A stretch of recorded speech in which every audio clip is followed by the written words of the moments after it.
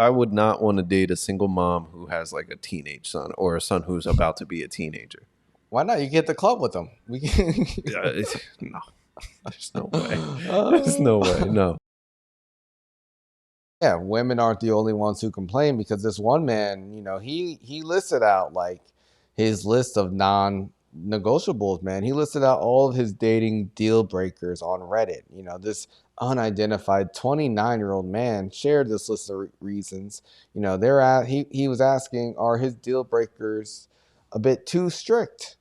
And yeah, you have the list up, right? Yeah, this is the list that we've got. Females need not apply if they cheated in a past relationship, take recreational drugs on a regular basis, have an incurable sexually transmitted disease, are currently in a situationship or have a friend with benefits, have low standards of hygiene, are a sex worker, whether online or in person, have extreme political views, or are a single mother. Damn. He's 29 years old. He said he's been actively dating since he was 18. People were kind of split on the responses. Someone says, one commenter said, that's all normal stuff. If you say it out loud to another person, it makes you sound like a bitter hater, though. Keep your list in your head. Keep that shit to yourself. Yeah. Someone else says, just be aware, the older you are, the more baggage everyone will inherently have. I think both of those things are valid. I think, reading this list, I'm like, I understand those could be your deal breakers, but man, you talking about like shit, 80 something, 90% of the population is going to qualify for one of these things. You're really kind of shooting yourself in the foot, not being that accepting. And for me, I'd say when you kind of make a list like this of what you won't accept, I feel like it's a negative mindset. I think it's good to kind of list the qualities in a person that you're looking for, to kind of keep that in mind and not think so negatively, because you could always find reasons not to want to, take something further with somebody because you're a little bit judgmental. But what I find is, for myself, there's things I accept with people that I would never think I would accept, but you learn to love them and you understand their point of view, and you kind of shift your focus. So I feel like as you get older and, the dating pool does get a little bit smaller for you when you are in your 30s and you can't be as strict.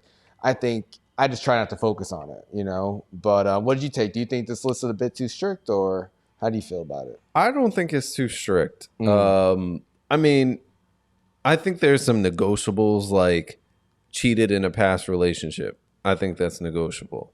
What else? Extreme political views. If you're super progressive, that could be negotiable. It depends on how progressive, though. Like, are you Malcolm X or are you Cornel West? like that's where I draw the line. But those are probably the only two for me.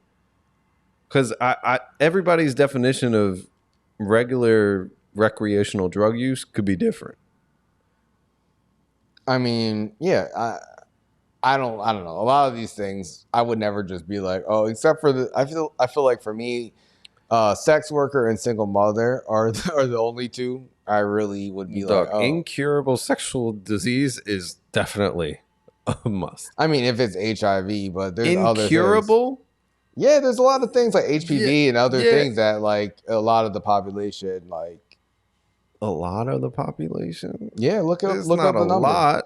You don't know. You're like, dog, it's like 1 in 7 or some shit like that. No, it's not.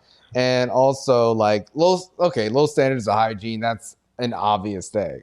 But people are currently in a situationship or have a friend with benefits. If I'm dating someone and we're not exclusive, I assume that they probably have multiple situationships or something going on. No one's just like totally not doing anything. Oh, shit. It says 80% of sexually active women will be infected with some type of HPV in their life. Oh, yeah. What the fuck? I didn't know that.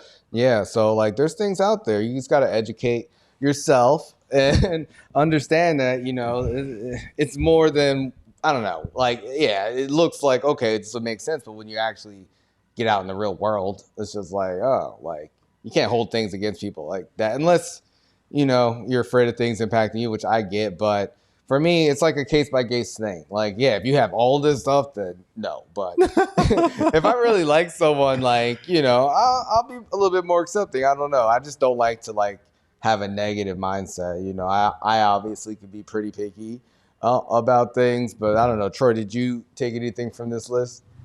I mean, I think some of them are pretty reasonable. You know, I don't think, you know, if I were single, I don't think I would like to date like a sex worker or like a single mom or anything like that. But I mean, most of this stuff, you know, I think just a simple conversation and you can, you know, kind of clear it up, see what works for you, and then just take it from there. I'm not really pressed over this. I don't know, man. The single mom one is like, we talked about this before, and my question still stands, but I won't repeat it. You can. Some people. I mean, listen, I need to know if he's still alive or not. If he's dead, then we have no problems. There's no barriers. Other than I also need to know how old that kid is. Okay, like the baby dad has to be dead, and what age is appropriate for you? Like, are you looking for someone with a little bit, you know, older kid where they don't have to like be babysat as much, or you know, something? No, probably younger kid. Probably younger kid. I don't want to. I would not want to date a single mom who has like a teenage son or a son who's about to be a teenager. Why not? You get the club with them. We can. No, there's no way. There's no way. No.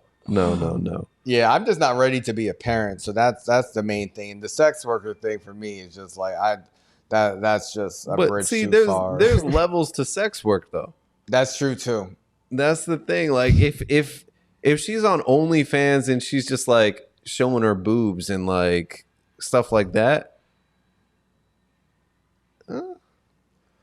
how much we talking? Like it's a conversation, especially if she has a major following. Like if this is like her career at this point, like I don't know. Could be your Lena the Plug. No, not that though. You can't see. No, that would be the line for me. Okay, it would be like no. If you there's plenty of like solo cam models. I feel like solo cam models you can deal with, or at least I could possibly deal with. But anything past that, no. Personally, I'd be uncomfortable with that. But I don't know. Like I said, never say never. That's how I feel right now. You know, if I'm 40 and single, I'm gonna have to accept a lot of this shit. Things change, man. So hey, you could be at a certain point, or you just meet the right person who you just really love, and be like, you meet the right cam model who does solo shit and is a millionaire. Then oh my god, yeah. I mean, you never know who's gonna turn to OnlyFans, because this one Brazilian pastor, she turned to OnlyFans. She says she feels closer to God than ever. Oh my god, bro, you just told me, you know, your pastor is retiring. Shout out to Pastor Downs, 49 years in the game, man. Can't wait to celebrate this weekend. What an impact! But he don't have an OnlyFans though. No. He's a real pastor, real man of God. Yeah, I don't think she was a real pastor, because she had a different past before I think she married. Listen, she had quite the path. All right, like this is a woman. She is a former model, now turned pastor in Brazil, and she's going back to her roots. Her name is Ana Akiva, 36 years old, and she lives. She is the pastor of Fuxco Gospel Church. Wow, what's that? How do you pronounce that? Fuxico. Okay. It's spelled Fuxico. If y'all know a different way to pronounce that, please let us know in the comments. But she's shifting her focus to OnlyFans with the mindset that she can go back to church down the road. She said that she believes she's making sexual content, and it does not diminish her as a daughter of God or as a person. Because she did step down from her role out of respect for the Lord.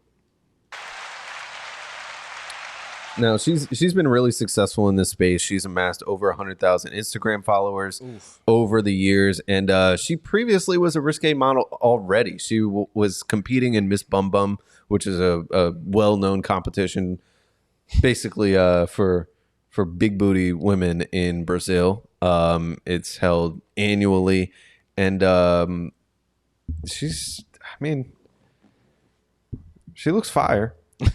She definitely looks fire. Yeah.